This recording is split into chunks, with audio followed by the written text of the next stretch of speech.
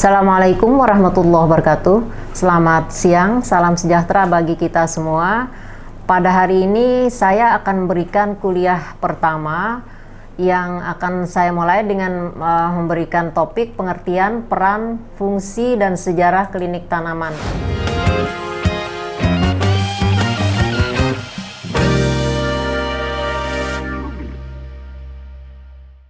Nah, latar belakang kenapa mata kuliah klinik tanaman ini diadakan, yang pertama adalah banyak sekali masalah tentang kesehatan tanaman. Kemudian yang kedua, misalnya serangan organisme pengganggu tumbuhan. Yang kedua, pertumbuhan tanaman yang tidak bagus. Yang ketiga, produksi yang tidak bisa maksimal. Kemudian yang keempat, masalah pada saat panen.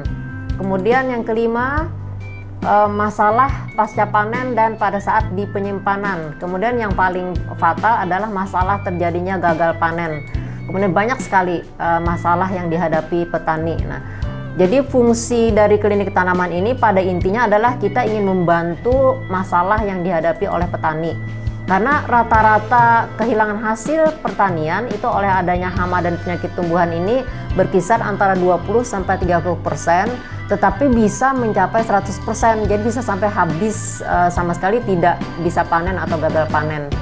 Nah, kemudian kenapa mata kuliah klinik tanaman ini juga diadakan? Karena adanya kebutuhan fisiologis manusia, ada kebutuhan rasa aman, kemudian ada kebutuhan memiliki dan kasih sayang, kebutuhan akan penghargaan diri, kebutuhan akan aktualisasi diri. Nah, kemudian masalah yang ketiga sebenarnya adalah pengetahuan akan hama dan penyakit tanaman ini masih sangat terbatas. Jadi si klinik tanaman ini berperan karena nantinya bisa bersifat berfungsi untuk penyuluhan juga. Bagaimana meningkatkan pengetahuan mereka? Yang pertama adalah pembinaan untuk membekali pengetahuan petani. Apa itu organisme pengganggu tumbuhan, hama, penyakit, dan gulma. Nah, ini sebenarnya banyak sudah kegiatan yang bisa kita lakukan melalui sekolah lapang pengelolaan hama dan penyakit terpadu atau SLPHT. Kemudian yang kedua, melalui sosialisasi tentang keunggulan dampak negatif penggunaan pestisida sintetis terhadap lingkungan. Karena pestisida sintetis ini akan sangat berbahaya terhadap lingkungan, manusia, ternak, kemudian lingkungan perairan. Kita sebagai konsumen memakan tumbuhan, kalau terlalu banyak makan pestisida itu maka akan berdampak negatif terhadap kesehatan kita.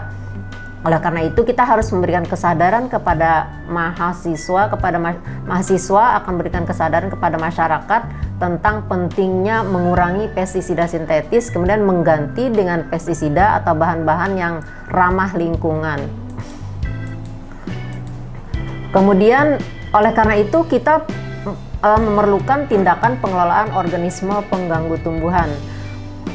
Bisa dilakukan melalui perundang-undangan atau karantina, kemudian bisa pengelolaannya secara fisik mekanis, kemudian secara biologis dengan agensia antagonis atau dengan pestisida nabati. Ini nanti akan dijelaskan pada pertemuan-pertemuan berikutnya. Kemudian menggunakan tanaman tahan juga salah satu tindakan pengelolaan organisme pengganggu tumbuhan.